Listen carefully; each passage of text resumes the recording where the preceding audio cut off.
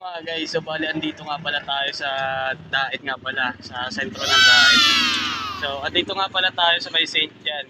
Yan. Ito nga pala yung St. John dito sa bayan ng Daet. So, bali ngayong gabi ay ito-tour ko nga pala tayo dito sa Daet nga pala. Welcome back nga pala sa ating channel nga pala dito sa Mark TV. Ayan nga pala guys. Lalo na sa akin din sa Facebook ko, sa Facebook page natin na Mark Espresso nga pala guys. Magandang gabi nga pala sa inyo lahat. Ayan nga pala. Bali, andito nga pala tayo dito sa sentro ng Daet para ito nga pala kayo dito. O ano nga pala ang maganda ngayon dito sa gabi ng Daet. Ayan mga guys. Bali, ay titignan natin kung ano yung mga maganda dito na puntahan ngayon dito sa ngayong gabi sa sentro ng Daet mga guys. Ngayon, let's go. Punta natin yung mga magandang puntahan dito. So what's up nga pala mga guys, bali ngayon ay papunta tayo dito sa sentro nga pala ng Daet.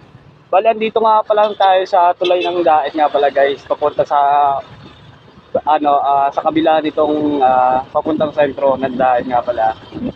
Pupunta natin yung maganda dito sa sentro ng Daet. Yeah. So bali nga pala dito mga guys ay nakatawid na nga pala tayo dito sa tulay nga pala. Bali nga pala pupunta tayo dun sa Night Vendor dito sa may Philippines. Segundo nga pala mga Mark TV. Ayan. Doon tayo pupunta sa kung saan pumapwesto yung mga vendors nga pala tuwing gabi. Yung ating mga street food. Tapos yung mga pang-ulam or pwede din bilihan ng ulam sa inyong mga bahay-bahay nga pala mga guys.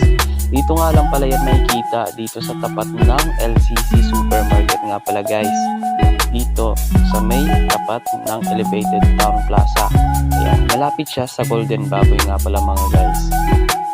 Bali, sobrang dami ditong nagtitinda ng mga street food at lalo na mga pang-ulam. Ayan, kaya makakapamili ka dito kung ano ang gusto mong bilhin.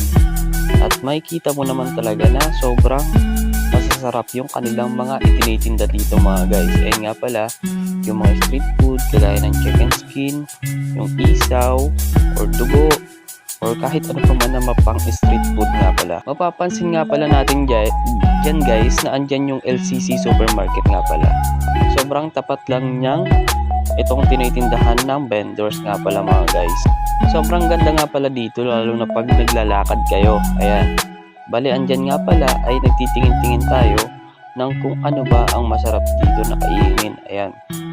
Bali ay hindi na tayo bumaba sa motor kasi syempre mamaya ay aalis din tayo.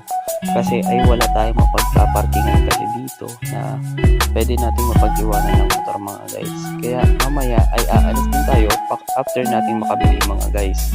Bali andito muna ako na nag-aantay para hindi na din tayo makapag-cause ng traffic dito sa lugar na ito guys.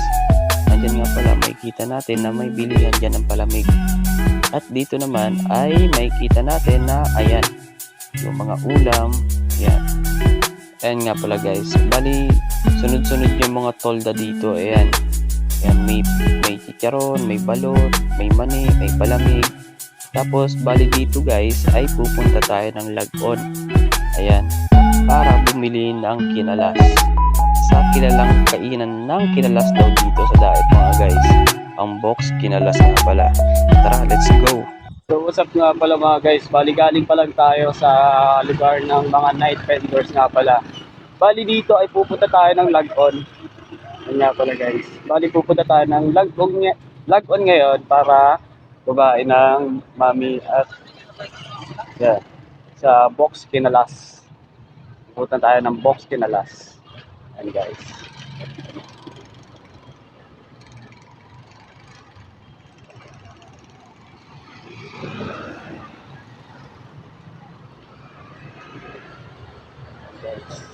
Yan nga pala, mali nga pala nag-U-turn tayo doon. Huwag niyong gagayahin. So yun nga pala mga guys, bali papunta na tayo ng barangay ng Lagon nga pala guys para bumili ng kinalas sa box kinalas nga pala guys. Bali kilala daw ito dito sa bayan ng Daet kasi dinarayo daw ito para magkain ng kinalas at iba't iba pa. Bali may ino-offer din sila na iba pang mga putahe kagaya ata ng pares. Ayan mga guys.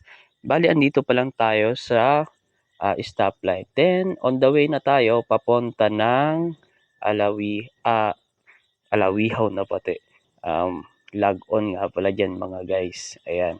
Bali makikita natin dito sa ating kaliwa yung unang SM Supermarket nga pala dito mga guys. Ayan. Tapos yan, dire-diretso lang tayo hanggang sa makarating na tayo ng log on. Yan nga pala dito guys. Yan. Bali malapit na din tayo. Bali napansin din natin dito yung Haring Manok ay sobrang dami din ng pila mga guys. Kaya siguro madami din kumakain ng kanilang produkto. Ayan. Bali dyan sa may unahan ay kakaliwa lang tayo mga guys at mga bossing. Ayan. Dito nga pala guys sa barangay ng Lagon. Yan nga pala mga guys. Dito sa ating bandang kanan ay makikita na natin yung Box Kinalas nga pala guys. Ito yung una nilang branch dito sa Daet mga guys. Bali, parking lang natin yung motor, then punta na tayo. Ayan, para bumili ng Box Kinalas mga guys.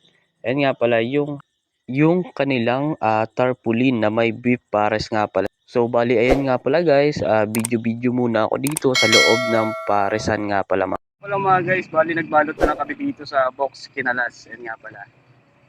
Binalot na lang namin at di na kami kakain dito guys. Bali uuwi na kami guys. Ayan. Thanks for watching nga pala sa mga nanood dito ng ating munting vlog nga pala. So yun nga pala mga guys, habang pauwi pa lang nga kami sa sa aming uuwian ay inaabot kami ng ulan guys. Kaya nga binalot na lang nga din namin kanina yung pinili namin kinalas para hindi kami abutan. Maraming salamat nga po pala guys sa mga nanood na itong aking munting video. Sa susunod po nating ulit na vlog. Thanks for watching nga pala mga guys. Thank you.